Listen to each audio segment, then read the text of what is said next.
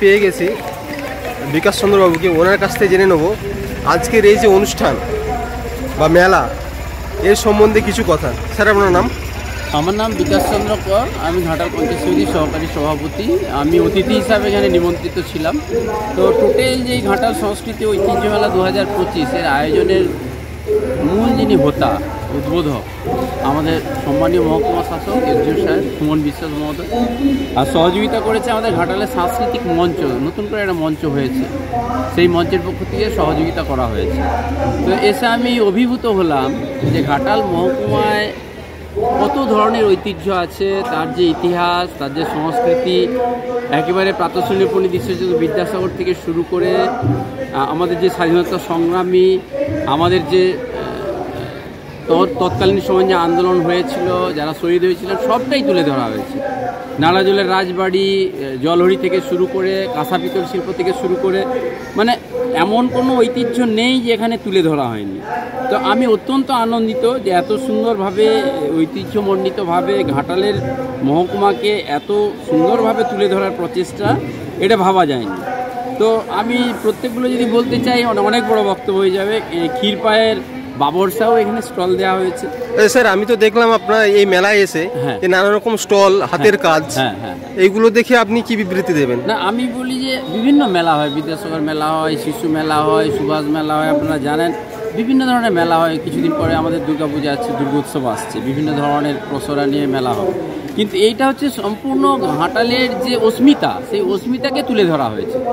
ঘাটাল যে একটা সংস্কৃতির পীঠস্থান ছিল, ঘাটালের যে ঐতিহ্য এবং ইতিহাস, সেটাকে তুলে ধরা হয়েছে। এখানে চন্দ্রকোনার রাজবাড়ি, সেটাও তুলে ধরা হয়েছে। নারাজলের রাজবাড়ি বলেছি, চেচুয়াটের শহীদ যারা প্রাণ দিয়েছিলেন, সেটাও এখানে তুলে ধরা হয়েছে। এবারে কী বাদ পড়েছে, আমার মহকুমার প্রসিদ্ধ রথ যেখানে হয়, সেটাও এখানে তুলে ধরা হয়েছে। নারাজল, কামালপুর, তিওরবেড়িয়া, এই সমস্ত বিষয়গুলো এখানে তুলে ধরা হয়েছে। আমাদের ঘাটালের ঐতিহ্য ইতিহাস জানেন, ভাষাপুর, সেটাও এখানে তুলে ধরা হয়েছে। মহকুমার প্রসিদ্ধ যে টেরাকোটার মন্দির যেগুলো আছে আমাদের মহকুমায়, সেগুলো এখানে তুলে ধরা হয়েছে। জাড়ার যে জমিদার বাড়ি, অনেকেই জানেন না, অনেকেই দেখতে যান না। তো আমরা আহ্বান জানাবো অন্তত এখানে এসে, এক জায়গায় এসে সমস্ত কিছুগুলো দেখে যান। কখন কোথায় মিলেমিশে একাকার হয়ে যায়, একেবারে আপনারা নিশ্চয়ই ওই জায়গায় যাবেন, ওই জায়গায় গেলে আরও ভালোভাবে দেখতে পাবেন। খাঞ্জাপুরের সূর্যঘড়ি জানেই না ঘাটালের মহকুমার অনেকেই জানেন না, ছাত্রছাত্রীদের জানতে হবে, ইয়াঙ্গার জেনারেশন যারা আছেন। আমাদের রামজীবনপুর খড়ারের কাঁসার ঐতিহ্যবাহী যে শিল্প, পিতল শিল্প, সেই শিল্পেরও এখানে কিন্তু প্রসার তুলে ধরা হয়েছে।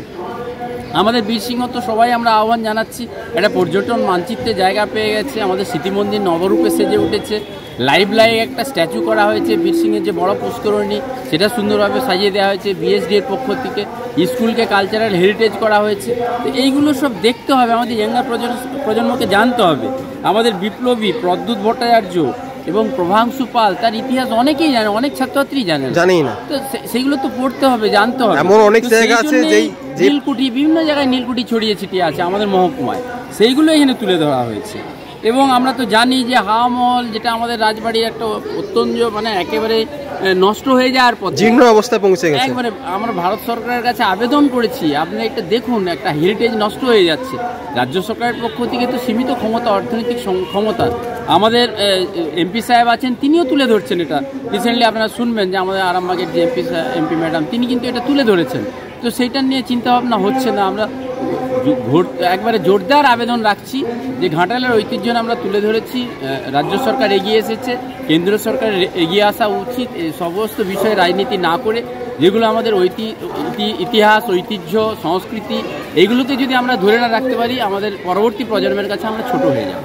আচ্ছা, তো এই যে ছোট ছোট মেলা, এই মেলাগুলো যদি প্রতিটা ডিস্ট্রিক্টে করা যায় একটা দুটো করে, সেই নিয়ে কি বলবেন সাধারণ মানুষের উদ্দেশ্যে? স্থানীয়ভাবে বিভিন্ন জায়গায় বিভিন্ন মেলা হয়, জেলারও বিভিন্ন জায়গায় মেলা হচ্ছে। আমাদের যেমন বই মেলা, যেমন মেদিনীপুর জেলা বই মেলা, সেটা মহকুমা কেন্দ্রিক 2024-এ ঘাটালে হলো। তার আগে আমাদের খড়গপুরে হয়েছিল, মেদিনীপুর হয়েছিল। ইন্টার্ন বিভিন্ন মহকুমা জুড়ে এটা হয়। আর আমাদের ঘাটালের যে নতুন করে বইমেলা শুরু হয়েছে, এটা কিন্তু প্রত্যেক বছরই হবে। প্রেস ক্লাবের পক্ষ থেকে এটা শুরু হয়েছে। আমাদের সংস্কৃতি মঞ্চ তারাও এগিয়ে এসেছে, এসডিও সাহেব তো ভীষণভাবে উদ্যমী। আপনারা জানেন যে এত মেলা, এত সমস্ত কিছু অনুষ্ঠানের মাঝেও